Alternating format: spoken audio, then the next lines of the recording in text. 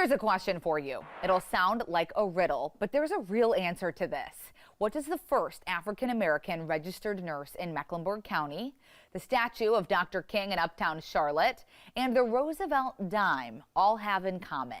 We have the answer for you in a special edition of Carolina Camera with John Carter. This statue of Dr. Martin Luther King, Jr.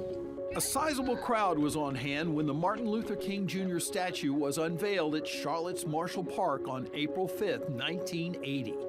Many notable dignitaries were on hand, including Dr. King's father, Martin Luther King Sr. It is a great occasion. It's certainly to be praised.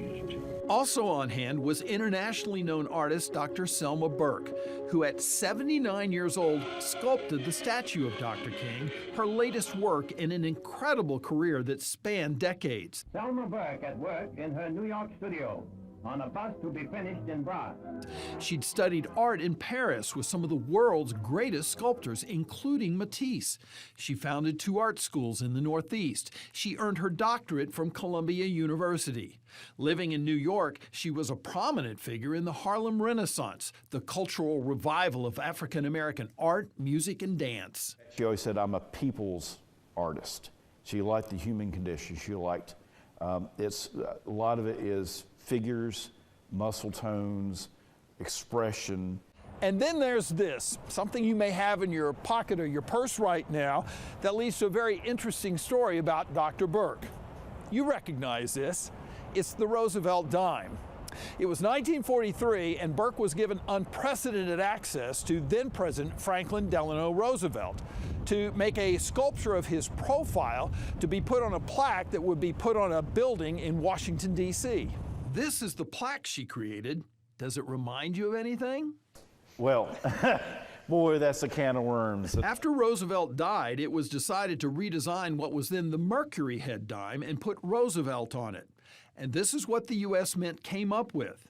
And although this profile of Roosevelt is credited to engraver John Sinnock, over the years, many have argued he copied or was at least inspired by Burke's profile, although she was never given credit. Dr. Selma Burke was the descendant of slaves and is the brilliant black mind who is responsible for providing the dime with its design. To this day, as you can see in these recent TikTok videos, people remain passionate about Burke getting credit for the Roosevelt dime. But the Roosevelt dime is a mere footnote in the life of Selma Burke. Perhaps more significantly is that she came from extraordinarily humble beginnings to achieve international recognition. What you may not realize about Selma Burke is that she was born right here in North Carolina. She learned to sculpt clay from a very early age in the creek with her brothers and sisters, and she developed a passion for it and a wonderful talent for art, and that she just carried throughout her life. And she was just as passionate about passing along her love for art to the students at the schools she founded. Any artist from the American South, any person of color, any person of any gender or can trace her heritage back to Selma Burke, because she broke all of those molds. Much of the appreciation for Burke comes in her hometown of Mooresville, where there is the Selma Burke Recreation Center, the Selma Burke Room in the main library, and the recently opened Selma Burke Middle School, where young people are made aware of her legacy every day. We need to tell her, promote her history, because she did a lot of good, and she may have inspired, and still can inspire another person. Selma Burke died in 1995 at the age of 94. She leaves behind numerous pieces of art which are on display at various venues in the United States and abroad.